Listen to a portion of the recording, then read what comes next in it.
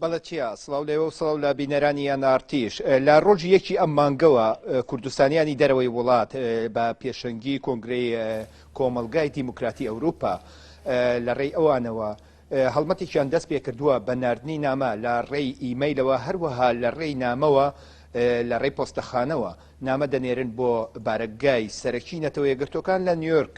بە مەبەستی لە نامەکەدا تیایدا ئاماژەیان بەوە کردووە کە ماوەی 22 ساڵە سەرۆکی پارتی کرێکارانی کوردستان پەکێکە عەبدوڵڵا ئۆجەلان لە زیندانی ئیمرالیدایە و لە گۆشەگیریەکی سەختدا ژیان بەسەردەبا داوا لە نەتەوەی گرتوەکان دەکەن کە عەبدوڵڵا ئۆجەلان ئازاد بکات و هەڵوێستیان هەبێت لە بەرامبەر ئەو گۆشەگیریەی کە لە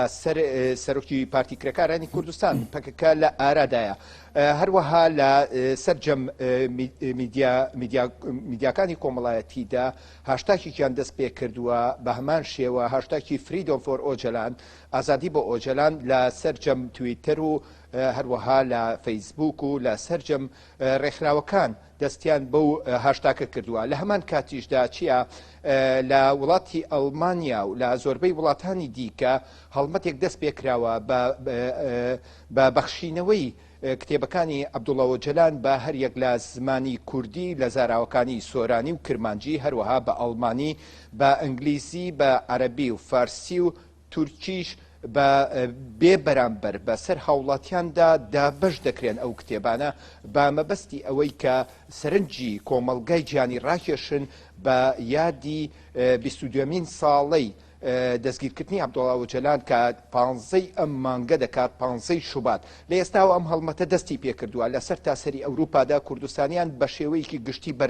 بەشداری ئەم هەڵمەتەیان کردووە ڕۆژانە سەدان کەس دەچنە پۆستەخانەکان لە ڕێی پۆستەوە نامەکانیان دەنێرن هەروەها ژمارەیەکی زۆریش لە هاوڵاتیان بە ئۆنلاین لە ڕێی ئیمەیلەوە ئەم نامانەیان بۆ نەتەوە یەکگرتوەکان ناردووە لەلایەکی دیکەوە پێدەچێت لە ڕۆژی 15 شوباتدا چەند چالاکیێکی دیکە ئەنجام بدرێت لە سەرجەم وڵاتانی ئەوروپادا بە هەمان بۆنەی یادی دەستگیرکردنی ڕێبەری پەکێکە عەبدوڵڵا ئۆجەلانەوە لەلایەکی دیکەوە چییە ئەمەوێ باس لە بابەتێکی دیکە بکەم دوێنێ یەکێتی ئەوروپا بەیاننامەیەکی دیکەی بڵاو کردەوە سەبارەت بە ئازادی دەمیرتاشکە لە 22 مانگی دیسەمبەری ساڵی ڕابردوودا یەکێتی ئەوروپا داوای دەست بەجێ ئازادکردنی دەمیرتاشی کردبوو لە دەسەڵاتدارانی تورکیا بەڵام لەلایەن تورکیاوە ڕەت کرایەوە بەو بۆنەیەشەوە دوێنێ ژمارەیەک پەرلەمانتاری یەکێتی ئەوروپا نامەیەکی دیکەیان بەرز کردەوە بۆ پەرلەمانی ئەوروپا بە مەبەستی کۆبوونەوەیەکی بە مەبەستی کۆبوونەوە لە پەرلەمانی ئەوروپادا کە هەڵوێستێکی یەکلاکەرەوەیان هەبێ سەبارەت بە وڵاتی تورکیا بە بۆنەی ئەوەی کە پێشێلی ئەو بڕیارەی دادگای باڵای ئەوروپای کردووە سەبارەت بە ئازادکردنی دەمیرتاش تیایدا لە نامەکەی پەرلەمانتارانی ئەوروپادا هاتووە کە بە بۆنەی ئەوەی کە تورکیا پاپەن نەبووە بە بڕیارەکەی دادگای باڵای ئەوروپاوە پێویستە تورکیا پێویستە یەکێتی ئەوروپا هەڵوێستی جدی بەرامبەر بنوێنێ بەوەی کە تورکیا پێشێلی مادەی دەی کردووە بەوەی کە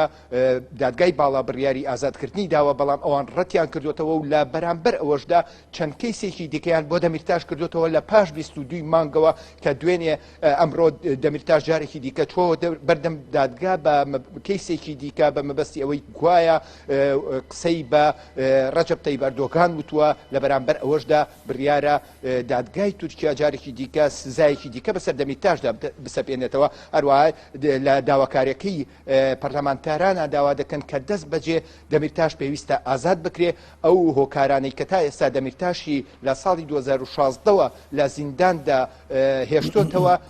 سەرجەم ئەو داوایانە داوای بێبناغین و سیاسین هیچ بابەتێکی یاساییان نییە کە ئەو کەسایەتیە لە ناو زینداندا بمێنێتەوە ئەمە دوایین زانیارەکانت چییە؟ من ئەگەڕێمەوە لایەوە.